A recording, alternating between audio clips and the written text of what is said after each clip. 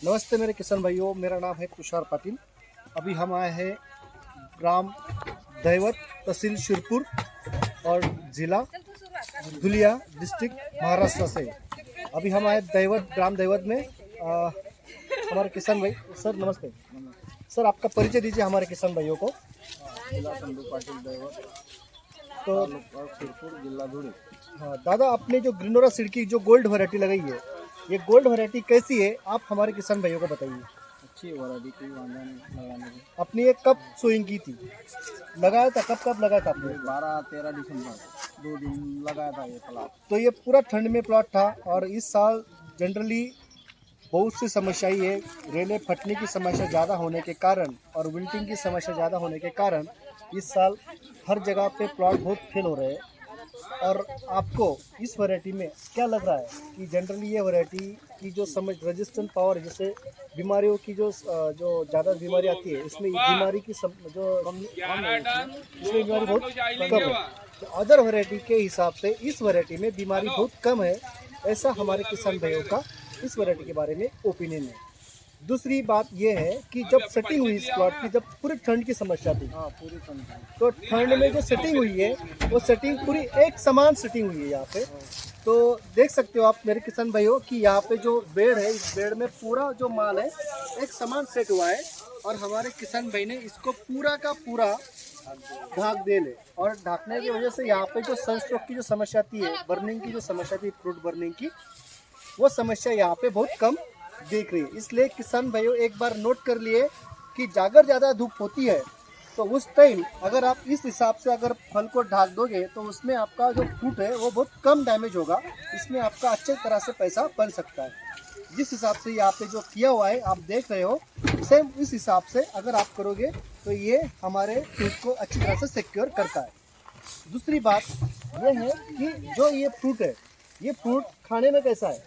बहुत बढ़िया, रवादार है। तो इस वैरायटी में जो शुगर परसेंट है जो 13 से 14% होने के कारण ये फल खाने के लिए बहुत मीठा है।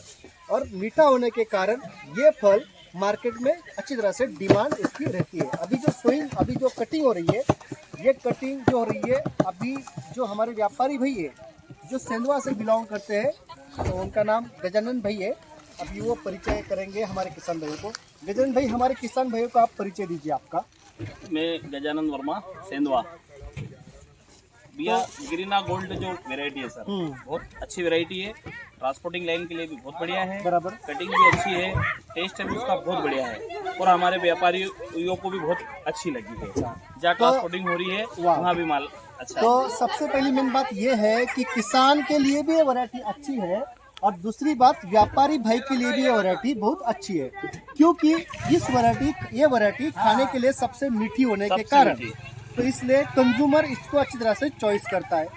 दूसरी मेन बात इसकी ये है कि ये ट्रांसपोर्टिंग के लिए, अगर जैसे ये जो गाड़ी अभी लोडिंग हो रही है, अभी ये गाड़ी अगर 4000 किलोमीटर भी रन करेगी फिर भी माल वैसे रहेगा। फिर भी माल वैसा का वैसा रहेगा। ये व्यापारी भाई के लिए एक सबसे पहली मेन बात एक अच्छी है, कंज्यूमर के लिए अच्छी है, और किसान भाई के लिए भी ये वैरायटी अच्छी है।